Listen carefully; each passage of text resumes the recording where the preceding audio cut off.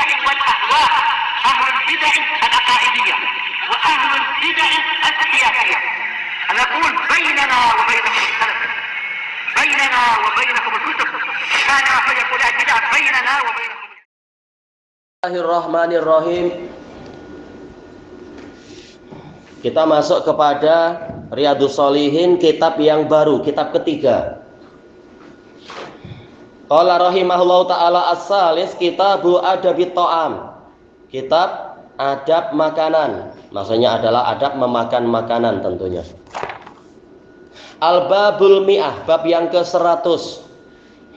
At-tasmiyatu fi awwalihi walhamdu fi akhirih. Oh, ini ada berarti apa kalau di pola idhofah babut tasmiyati. Boleh. Ada 3 i'rab kata para ulama tentang ini. Boleh tasmiyati, boleh tasmiyatu.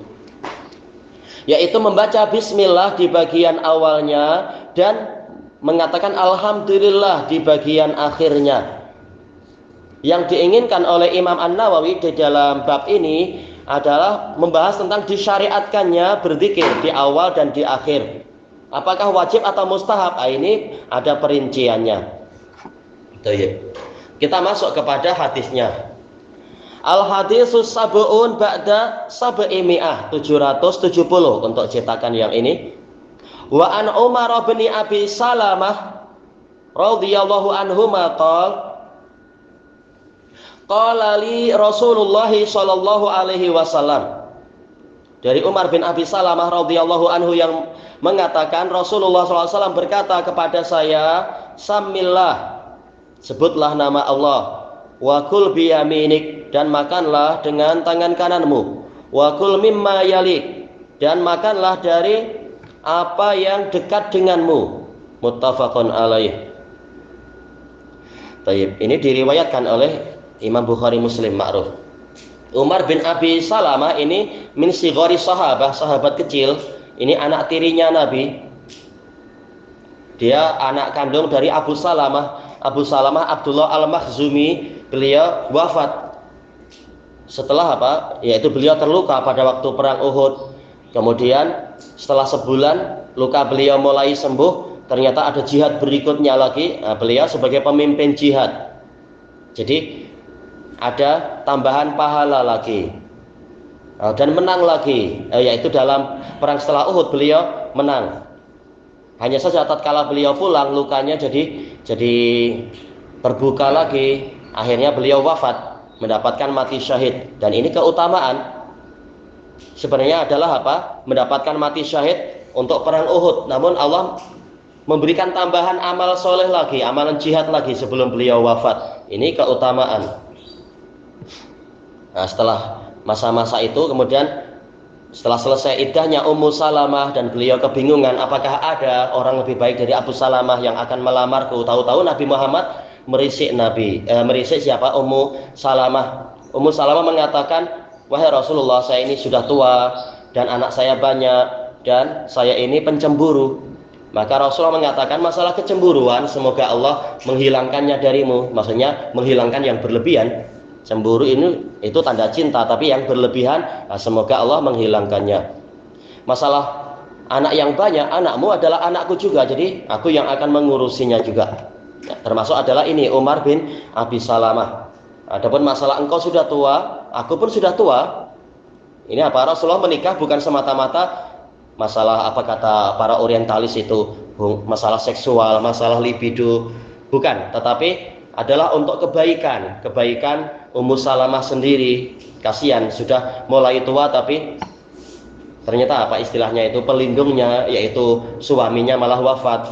Nah, maka Rasulullah yang melindungi Ummu Salamah. Rasulullah tidak mencari yang muda-muda yang sebagainya di situ.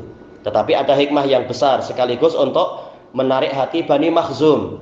Karena setelah Rasulullah SAW menikahi Ummu Salamah, Bani Makhzum jadi apa? Segan untuk memerangi Nabi.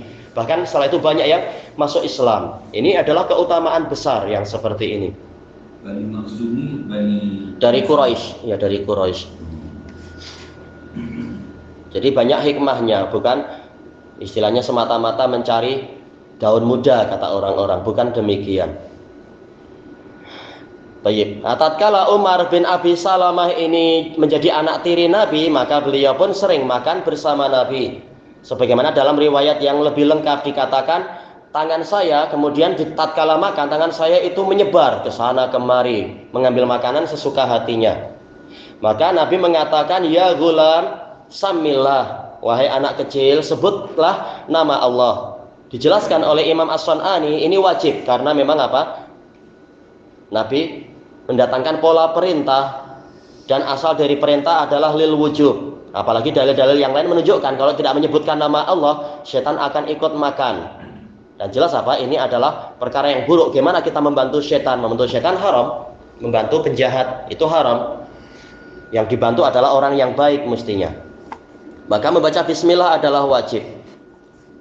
Wa kul biyaminik, dan makanlah dengan tangan kananmu. Ini sejak kecil sudah diajari adab-adab, dan ini juga hukumnya wajib. Karena apa? Ini perintah. Dan Rasulullah telah menyebutkan fa inna syaitana ya'kulu biyaminihi wa yashrabu ya'kulu bisyimalihi wa yashrabu bisyimalihi. Karena sesungguhnya setan makan dengan tangan kirinya dan minum dengan tangan kirinya. Menunjukkan ini adalah diperintahkan kita menyelisihi setan. Berarti memang makan dengan tangan kanan adalah wajib. Wa kul mimma yali, dan makanlah dari yang dekat denganmu. Waliya yali, yaitu yang dekat. Makanya dikatakan wali. Untuk manusia itu walinya Allah, maksudnya dia dekat dengan Allah, suka menolong agama Allah, dan seterusnya. Namanya wali. Kalau dikatakan Allah waliyul mu'minin, walinya orang beriman, yaitu memang dia adalah penolongnya orang beriman, yang mengurusi orang beriman. Dan memang apa? Pertolongannya dekat kepada orang-orang yang beriman. Nah ini kul mimma yalik, makan dari apa yang dekat denganmu. Dijelaskan oleh para pensyarah, ini apabila makanannya tersebar secara merata. Di hadapan kita ada nasi, di hadapan teman-teman kita juga ada nasi. Demikian pula ikan, semuanya sudah di hadapannya ada ikan, sambal juga, kemudian sayur juga. Akan tetapi kata para ulama, kalau ternyata terkadang hidangan lain-lain, tradisi lain-lain, ikannya ternyata di sebelah sana, sambal sebelah sana. Yang seperti ini diizinkan.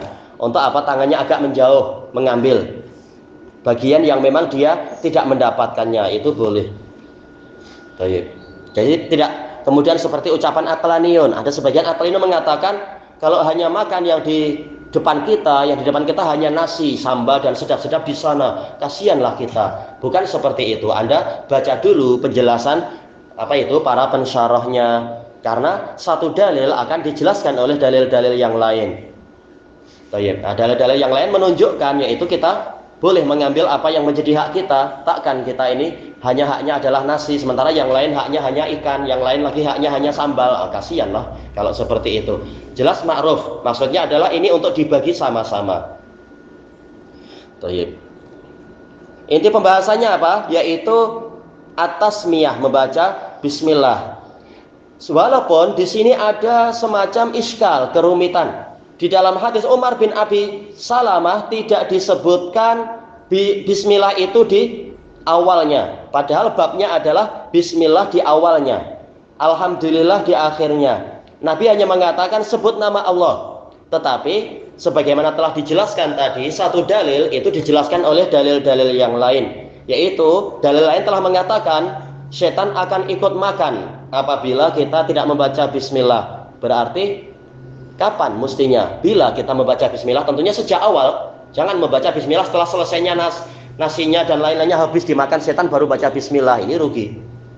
Kecuali kalau orang yang lupa lalu membaca apa? Bismillahi awalahu wa akhirah atau fi awalihi wa akhirih, itu lain, namanya lupa. Untuk lupa ada zikir yang khusus. Baik. Sebagaimana akan dijelaskan di dalam hadis Aisyah yang setelah itu. Baik, intinya adalah ini menunjukkan wajibnya membaca bismillah. Karena apa? Kita memakan sesuatu, kita tahu asal dari segala sesuatu adalah milik Allah Ta'ala, karena dia adalah Rabbul Alamin, karena dia adalah Malikul Mulk, pemilik seluruh kekuasaan. Ini milik Allah. Maka kita tidak menghalalkannya kecuali dengan nama Allah. Ini adalah bagian dari adab. Baik. Adapun kelanjutannya di masa hadapan insyaallah wallahu a'lam.